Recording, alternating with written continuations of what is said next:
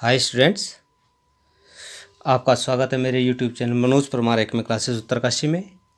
अब हम कक्षा 10 की सांख्यिकी प्रारंभ कर रहे हैं। इसमें सबसे पहले हम माध्य की बात करेंगे। तो यदि आपके पास आंकड़े इस तरह से दिए हैं x1, x2, x3, यदि प्राप्त आंकड़े x1, x2, x3, x4, xn हो तो आंकड़ों का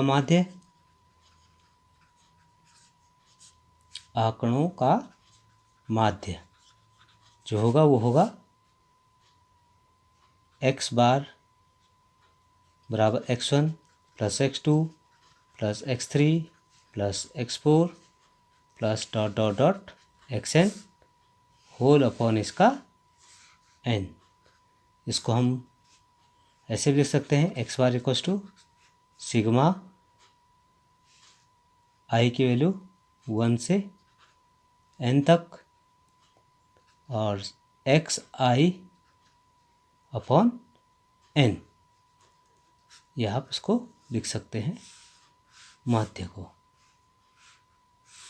ठीक है, अब इस माध्य को प्राप्त करने के लिए हम 3 प्रकार की विधियों का प्रयोग करेंगे। तो माध्य प्राप्त करने के लिए 3 प्रकार की विधियों का प्रयोग करेंगे। नंबर 1 है आपके पास प्रत्यक्ष विधि। ठीक है, नंबर 2 है कल्पित माध्य विधि।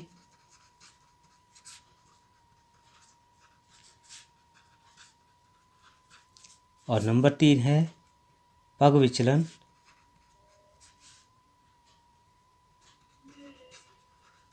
विचलन विधि। तो इस तरह से हम इनका प्रयोग करेंगे। तो प्रत्यक्ष विधि की बात जब हम करें तो प्रत्यक्ष विधि में इसमें जो सूत्र वो होता है, ये हमारे पास माध्य बराबर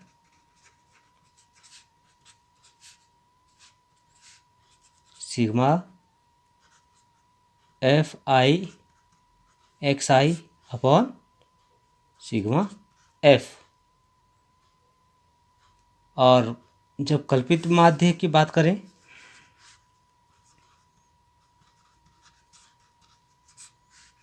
कल्पित माध्य विधि, तो कल्पित माध्य विधि में हम कल्पित माध्य मान लेते हैं कैपिटल ए और उसका जो विचलन है d बराबर x माइनस ए ले लेते हैं। माना कल्पित माध्य कैपिटल ए है तथा विचलन d बराबर x माइनस ए हो तो माध्य x बराबर ए प्लस सिग्मा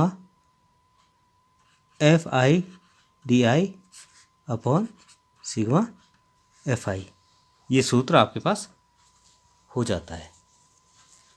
पग विचलन विधि,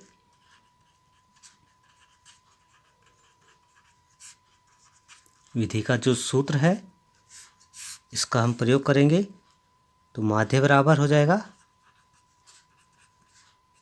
जाएगा A plus H sigma F I U I upon sigma F आई।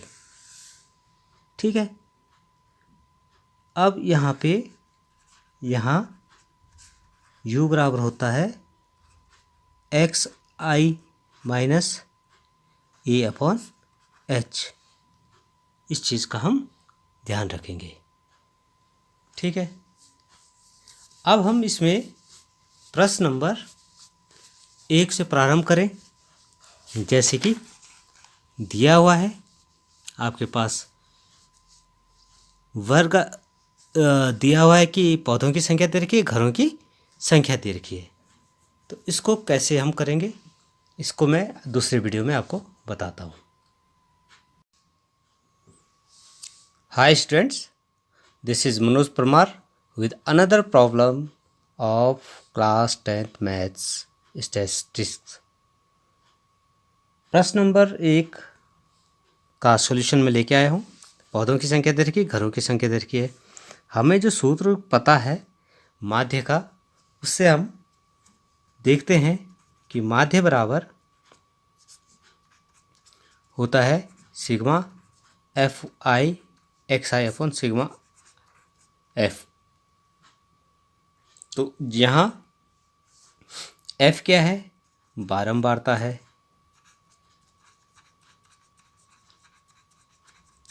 और x क्या है, मध्य बिंदु, मध्य बिंदु, ठीक है। अब यहाँ पे देखेंगे ये जो मध्य बिंदु है होता क्या है, ये मध्य बिंदु होता है ऊपरी सीमा प्लस निम्न सीमा बटे 2। तो यहाँ पे हम मध्य बिंदु निकालेंगे। ये ऊपरी सीमा जो है 2 है, निम्न सीमा 1 0 है, तो 2 + 0 अपॉन 2, तो ये आपके पास आ गया 1। ऐसे ही 2 और 4 6, 6 बटे 2 कितना हो गया 3, 4 और 2 4 और 6 10 बटे 2 हो गया 5, 8 और 14 14 बटे 2 हो गया 7, 10 और 18 18 18 बटे 2 9, 10 और 12 22 22 का हो गया 11, और 12 और 24 12 और 14 हो गया आपके पास 26, 26 का आधा हो गया 13। ये आपके मध्य बिंदु आ गए हैं। ये जो है f होता है जिसकी बारंबारता हो रही है, मतलब आवृत्ति हो रही है। जैसे 0 से 1 के बीच, 0 से 2 के बीच एक घर है, 2 से 4 के बीच 2। अब ये होता है सिग्मा f मीन्स इनका जोड़। तो आप देखिए घरों की संख्या देखिए, 2 और 1 3 और 1 4, 4 और 5 9 और 6 15 और 5 20, ये आपके पास सिग्मा f आ गया। अब इनका जोड़ गुणा देखिए, सिग्मा fx निकालना है हमें। तो सिग्मा fx क्या होगा, इन fx के जो गुणनफल है उनका योग। अब देखिए गुणा कीजिए, f गुणा के x मीन्स इन दोनों का गुणा आपको करना है। तो 1 एकम 1, 2 तिया 6, 1 पंजे 5, 5 सता 35, 6 नमा 54, 11 दूनी 22, और 3 तिया 3 13 की 39। अब इनको जोड़ दीजिए, 9 और 2 11, 11 4 15, 5 20, 5 25 और 6 26, और ये देखिए 9 9 और 2 11 और 4 15 और 5 20 और 5 25, 25 और 6 31 और 1 32 की 2 हासिल। आपके पास आ गया 3 3 और 3 6 और 2 8 और 5 13, 13 और 3 16। तो ये आपके पास 162 आ गया। अब इन वैल्यूज़ को यहाँ रख दीजिए, तो ये हो जाएगा 162 बटे 20। तो 20 का भाग देंगे तो 2 8 16, ठीक है, दशमलव लगा, 0 बढ़ा, 2 एकम 2, तो इसके 8.1 आंसर आपको प्राप्त हो गया है। तो इस तरह से इस क्वेश्चन को सॉल्व करना है।